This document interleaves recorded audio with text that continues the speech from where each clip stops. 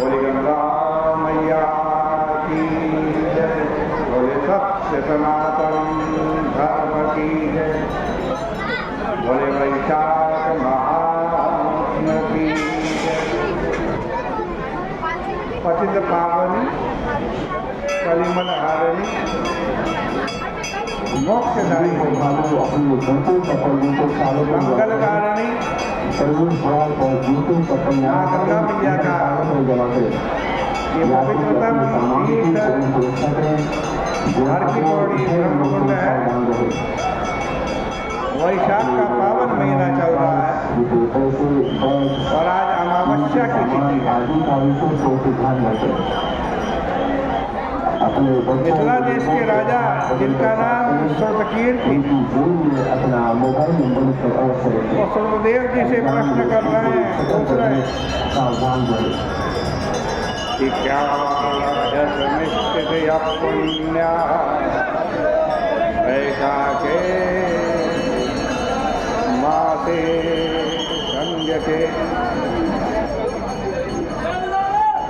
मासे वैशाख संज्ञके कानि दानानि सस्तन्ते तासु तासो विशेषतः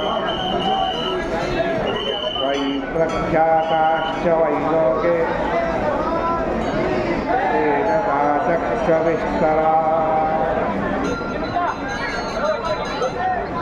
मिथिला देश के राजा ने श्रुतदेव जी से प्रश्न किया, हे श्रुतदेव जी,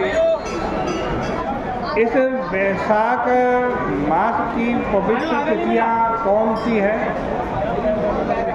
तथा उन तिथियों में कौन कौन से दान विशिष्ट है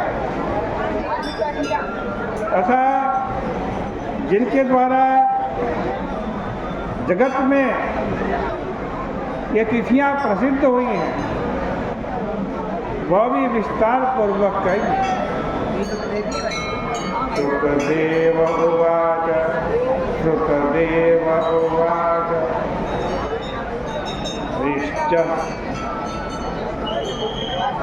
सच्च तिथिय पुण्या वैशाखे मेषगे रवे एकैकस्यां गतं पुण्यं कोटि कोटि गुणं भवे। तो देव जी कह रहे हैं, हे राजन, मेष राशि में जब तक सूर्य रहते हैं तब तक वैशाख का महीना रहता है और इसकी 30 तिथियां बड़ी पवित्र। एक एक तिथि में किया हुआ पुण्य करोड़ों करोड़ों गुना हो जाता।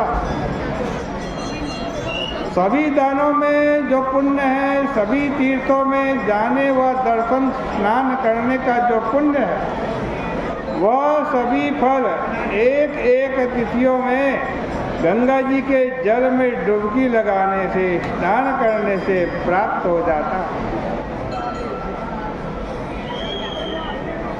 दानम दानम तपोव देवतार्चन सत्क्रिया कथाया श्रवणम सेवा सज्ज भक्ति विधायकम। कह रहे हैं इस महीने में, इस तिथियों में दान, दान, तप, हवन, देवताओं का अर्चन, पूजन आदि पवित्र क्रियाएं तथा कथाओं को जो सुनता है, ये सब मुक्ति दिलाने वाली हैं। रोग आदि से दुखी अथवा दरिद्रता से पीड़ित व्यक्ति इन पवित्र तिथियों की कथा सुनकर कृतकृत्य होकर के सुखी हो जाता। और जिसका दिन बिना स्नान के, बिना दान के बीतता है, वह गौ हत्यारा, कृतघ्न, पितृ हंता और आत्मघाती हो जाता। देखो, ये जलाशय, यह गंगा जी और ये शरीर दोनों स्वतंत्र है। ये गंगा जी का दरवाजा कभी बंद नहीं होता और शरीर अपना है, किसी दूसरे को आदेश देने की जरूरत नहीं है, दोनों स्वतंत्र हैं। माधव भगवान का जो प्रिय महीना वैशाख है, सभी गुणों से सेव्य मने सदा सेवा करने योग्य, साधु पुरुष दयावान होते हैं। भला कौन माधव मास की, इसका नाम, दूसरा नाम क्या है? माधव मास, इसकी सेवा नहीं करे। दरिद्री धनी बनता है, पंगो, लंगड़ा, अंधे, नपुंसक, तरह तरह की स्त्रियाँ तथा पुरुष, कुमार, युवक, वृद्ध अथवा रोग से पीड़ित, सभी के द्वारा सुखपूर्वक किया जा सकने वाला यह वैशाख मास का धर्म सामने दिखाई दे रहा। इस मास को पाकर इन पवित्र कल्याणकारी धर्मों को करो। जो इन उपायों को नहीं करता, उससे बड़ा पशु और कौन हो सकता? जो नीच मनुष्य इन अत्यंत सुलभ धर्मों को नहीं करता, इसमें तनिक संदेह नहीं है कि उसी के लिए निरंतर नरक लोक बनाए गए हैं।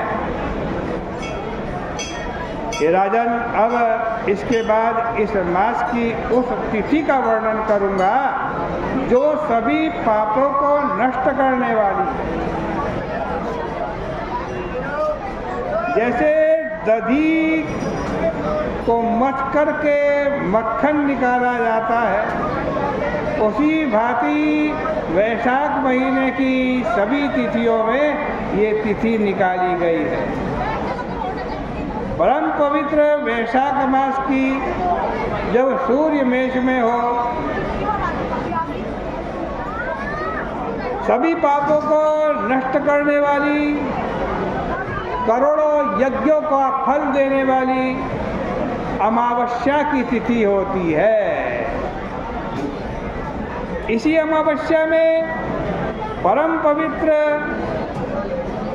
पुरानी पितरों की गाथा सुनी जाती है, जो नरक में पितरों को उद्देश्य करके तथा पृथ्वी पर सावर्णी नाम के मनु के शासन काल में प्रचलित,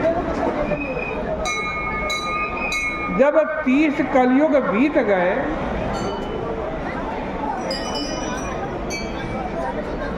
तब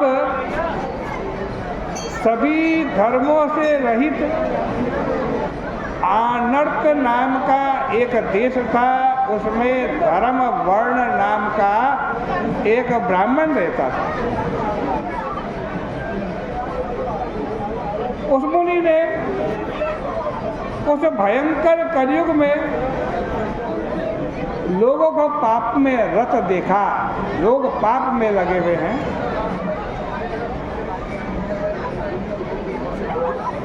और सोचा ये तो कलयुग का प्रथम चरण है,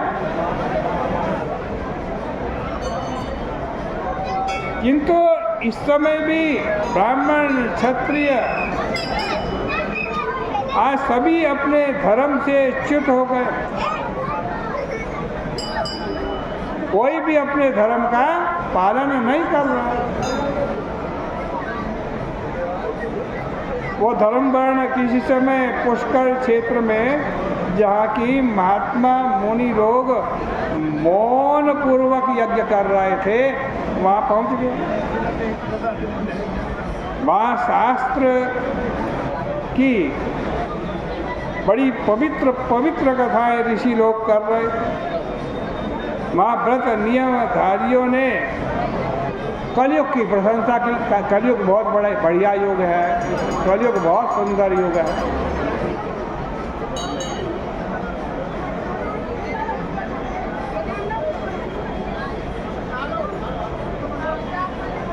वो कहने लगे कृते यत्पश्चात् साध्यम पुण्यम माधवतोषणम त्रेतायां मासदमत्साध्यम द्वापरे पक्षतो नृप। और तस्मात् 10 गुणम पुण्यम कलौ विष्णुस्मृतिर्भवेत् अत्यल्पमपि वै पुण्यम कलौ कोटि गुणम भवेत्। वो महात्मा लोग कहने लगे कि 1 साल तक तपस्या करने पर जो पुण्य फल की प्राप्ति सतयुग में होती थी ना, उसी पुण्य फल की प्राप्ति त्रेता युग में 1 महीने तक तपस्या करने से मिल जाती है। और द्वापर में तो 15 दिन तपस्या करने से जो सतयुग में 1 महीने की तपस्या का फल है वो प्राप्त हो जाता है।